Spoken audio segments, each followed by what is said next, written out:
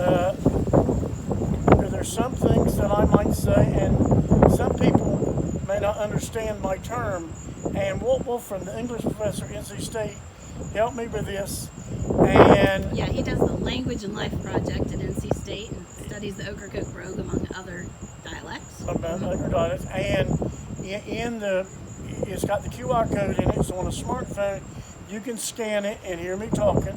Right. And then a lot of the places where I talk and says different things, it will explain later what I meant. Right. Because I might say, well, that cried they mom at me to death, and some people may not know what mom it means, you know. Right. You want to tell us, what does mom mean? It means to get on your nerves or aggravate somebody, yeah. You know. And there's all kinds of terms that we refer to. If I'm around the island, and all the old people will say, well, this is not. Have you been down base today? And we'll refer to where this museum is at now, and that parking lot and that dock over there, as the base, because there was an army base here, a navy base here, that was put here in 41, 42, and they took my grandmother's home and two Scarborough homes and a Scots home, and 26 acres of property, and none of the families ever got it back. Right. And now it belongs to the Park Service. And now it belongs to the Park It's still Service. federal property. So now with that, did they pay your family for it? They did. Grandma didn't want the money. She just built a house. Oh.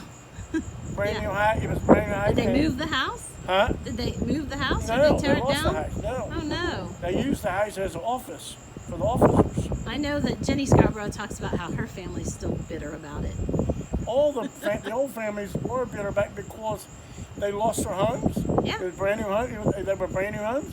And my grandmother's home was where that National Park dock is. All right. And was that before it was dredged? It was just a creek, right? Well, they dredged. It was dredged twice. It was dredged in the sometime in the late 30s, and then it was after they did that, then they dredged it later. Okay. That makes sense. But the book has all kinds of different there's actually 15 incidences in here where you can scan it and hear me talking, different stories that I've told about Ocracoke through the years, that all of them has interviewed me about the brogue, right. And all of them have been put in the book. And then all about, there's some stories of growing up here, and about one story about a fig tree that was so big that had a porch swing tied to it. Oh, wow. And then another story about a guy that had a dog, and the dog left his yard and went to the community store and went back home and carried a pouch underneath his neck, and the yard was full of fig trees and chickens, and the dog went in the house and went to the store for his owner. Oh. and so there's just little stories like that and some history things people may not know about. You know. Right, some things they might learn. And where is the book available? The book is available at the Friday store, and probably here in the museum if they were open, and right? here in the museum, gift shop. The museum gets open. Yeah. And then sometimes they have it at Books to be read. Does she no, have it the there? Okay. Village Craftsman. Oh, Village Craftsman. And when you're back in your house, will you open I'm your back shop in my again? house. I have one there.